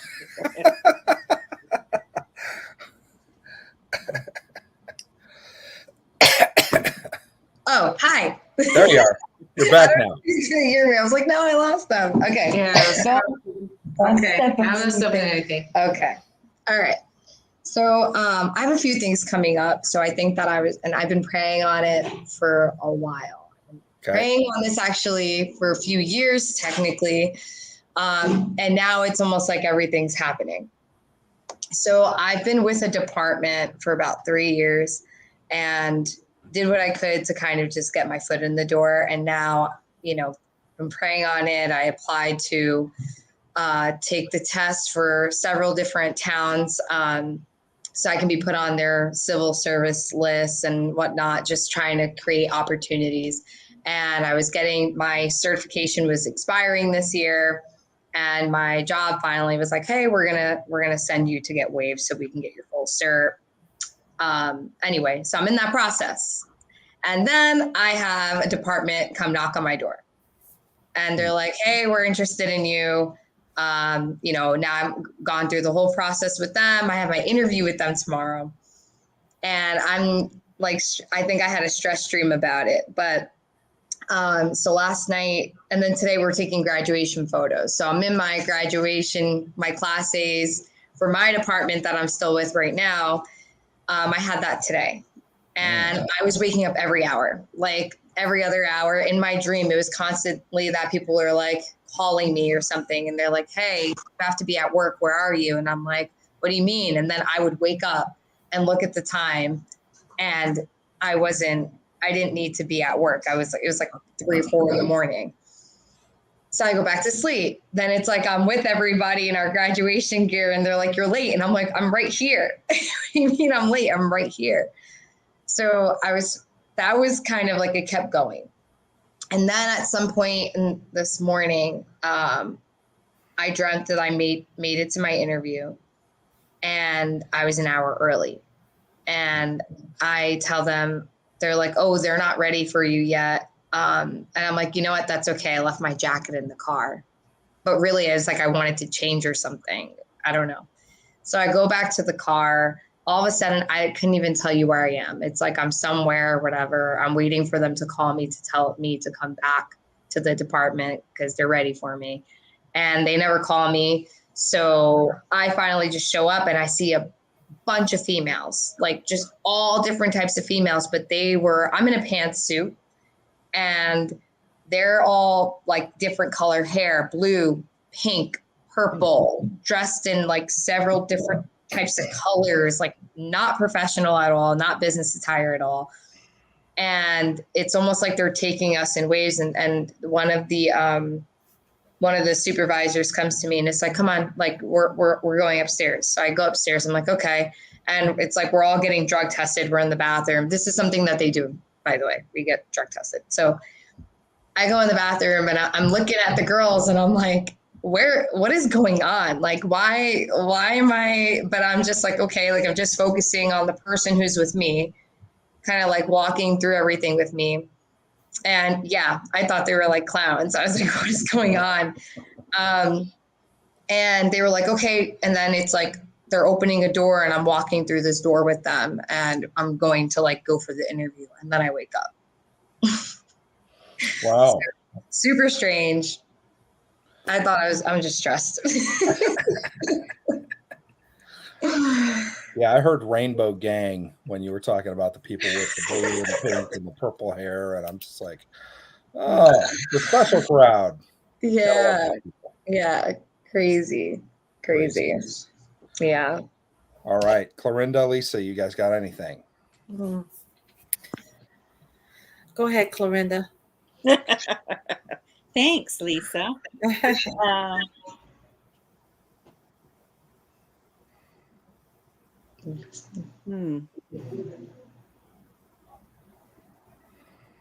I'm just going to defer to you, John, right now. I'm just praying into this a little bit.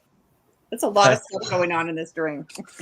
There's a lot of stuff. I like. So when you were talking about being with your friends in graduation gear, was that another dream? Yeah, but they're both things that are like happening. So it was weird. So I think it's interesting that you're dreaming about this transition in life, coming out of school, joining the professional world. You know, and so God is meeting you in this place of transition with a message that you need to hear. And so it's really interesting because initially you're kind of stressed and you're like, you know, and people often have dreams that they're late, like late for an interview, or they can't see the words on the test, or, you know, something that they're going to be tested or evaluated. Something is going to happen based on that evaluation and they're not ready. In this dream, that's not the case. You're actually an hour early, you know, and I think that's awesome, just to show up and be early. And then you're like, well, I left my jacket in the car. So a jacket represents a mantle, like something that you walk in or you carry. You carry excellence, you carry a level of professionalism, you carry the glory of God with you, but you could carry like a prophetic or an apostolic mantle, like your mom and dad carry those, you know, in measure. But so you wanted to get your jacket, which means I'm going to go get the mantle that I have, and I'm going to bring that in. So you're even more powerful with your, you know, sporting your pantsuit. Now you got this jacket on, and you're going to be even more ready than you already are. So I think that's super interesting. But then you end up in this other place. You go out to get the jacket from the car, and then you just end up somewhere else. Yeah. I don't know where it was. Yeah, it's almost like you were whisked off to another place, you know, and which reminds me of what actually happens later too. But then you're waiting for a call back, and then you end up back at the place, and you see all these people that are not prepared at all.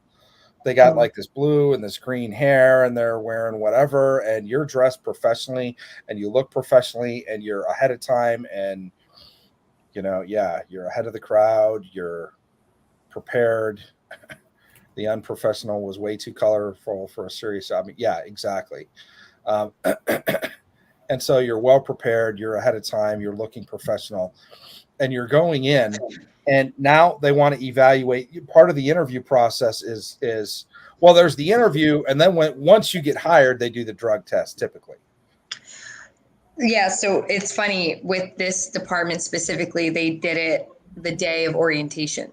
So it's like a surprise that you're getting drug tested. In real life, like that happened. So I feel like some of it kind of just went into my dream where it was like, I'm there and it's like, okay, we're here, like everybody's here, we're doing it again. But so it's interesting because it means you got the job. I hope so. So yeah, they don't drug test people that are just applying. Like they got to hire you, and you got to be their employee typically. And that, like you said, it's first day of orientation, which means you're there for a reason. You could be on probation, you could be in orientation, you could be whatever, but they're unloading you to the company to work for them. Right. So you look super professional, and now you're getting drug tested. And then what's this thing with the open door? Is that in the back of the restroom, or is that the front of the restroom? It's like it seemed like it was like a side door off in the back, like to the side. Like if I'm here, it's like right to the side. Yeah. And so what I heard was like, come out from among them. So that's a generation, or don't call it a generation, just call it a group of people that aren't prepared, don't really respect the situation, Their mindsets are all over the place because they got all kinds of different colors. So they don't even really know what they stand for. They're not dressed well. And what God is saying, you're going to experience these people, but I'm calling you out from among them. Like you're going to have an exit off to the side where you're going to have a grace and favor on your life that's not going to apply to those people. And I'm not saying any particular demographic other than they're colorful people. People can take that to mean one way or another.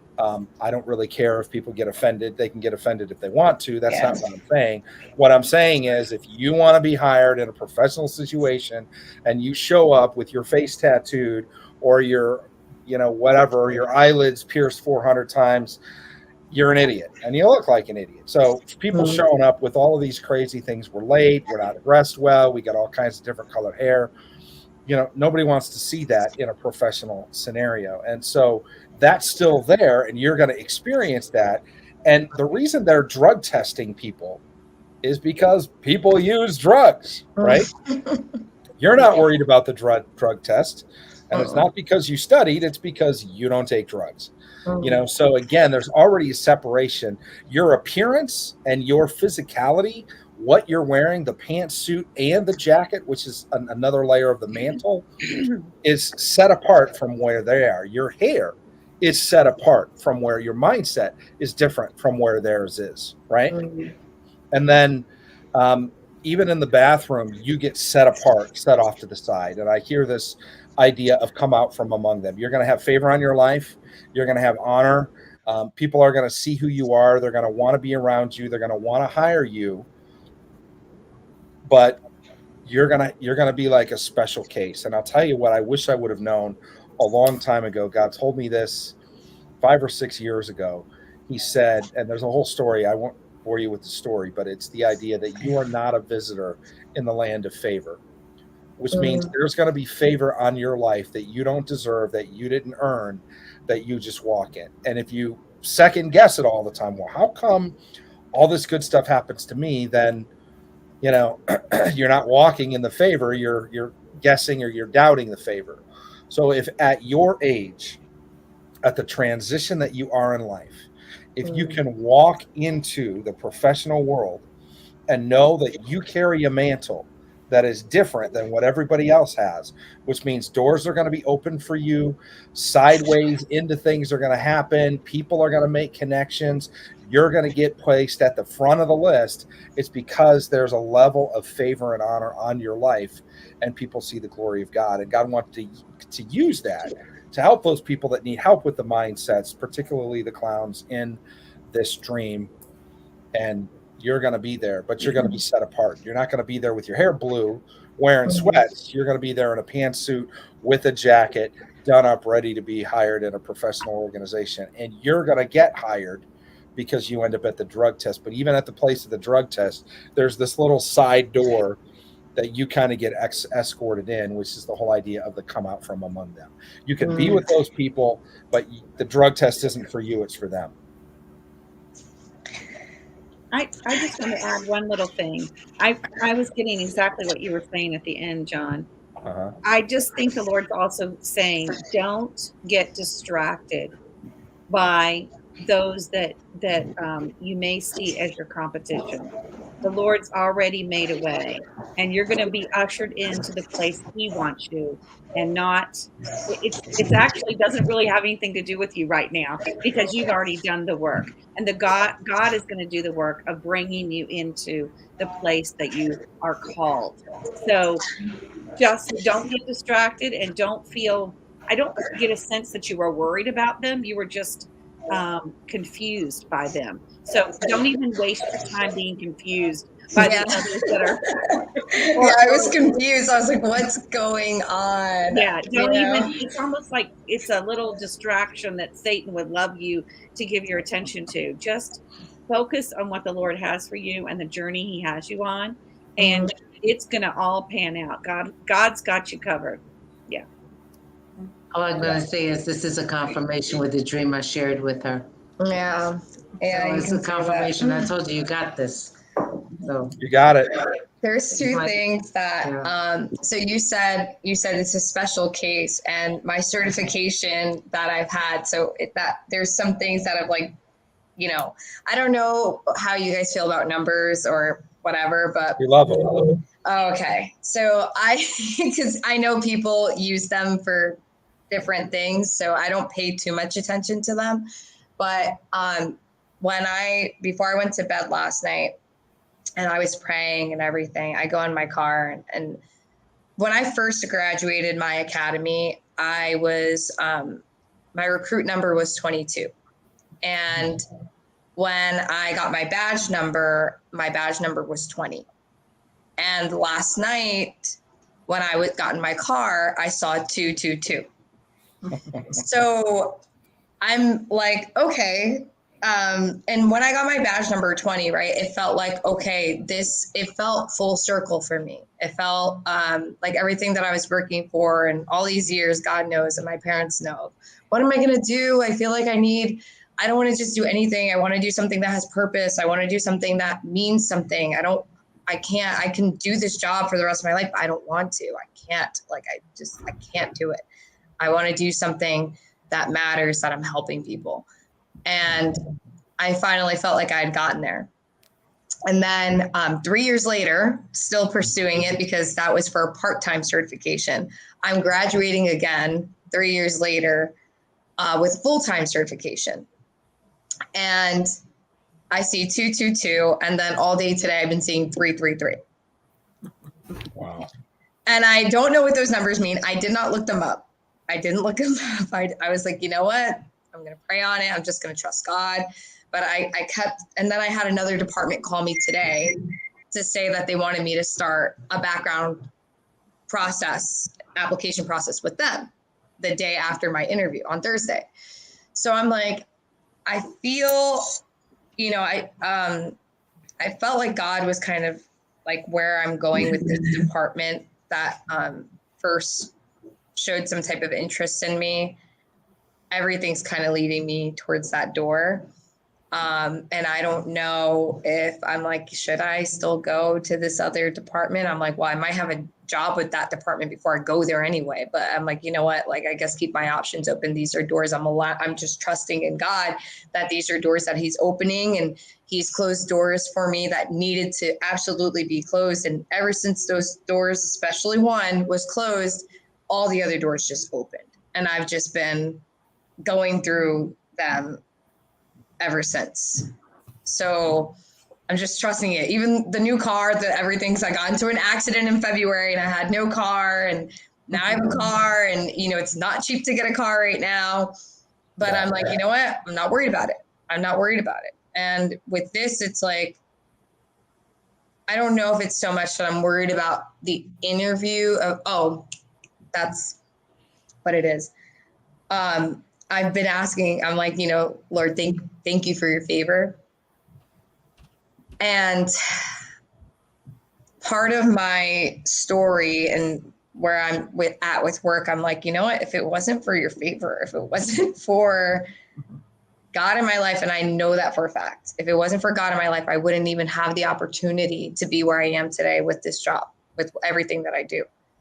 So it's felt like from the beginning that it's been his favor, that all those things that I've been through to get into this career path. And that, I could have left my department a long time ago. And I was like, it's not time. It's not time. Even though I was dying to leave, I was like, God's not telling me to leave. He's not telling me to move yet. It's not happening. Trust me, I'll know. And they were the one department that came to my door looking for me. So I'm like, okay, it's time. It's time to go.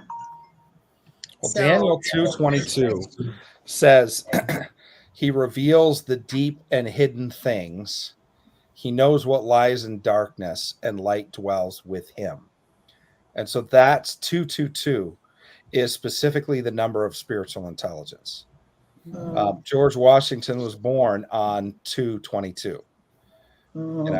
Actually, they said his birthday was 211, and then they changed it to 222, and so it's super interesting. And also, there's a verse what is it, 33:3? I forget what book for some reason, but it says, "Call unto me, and I will show you great and mighty things that you do not know." And so the great and mighty things, as well as he knows the deep and hidden things. And then, of course, there's Isaiah 22:22, which talks about he will have the key of David, and he will open doors that no man can shut, and shut doors that no man can open. And Mm. that's the idea of access.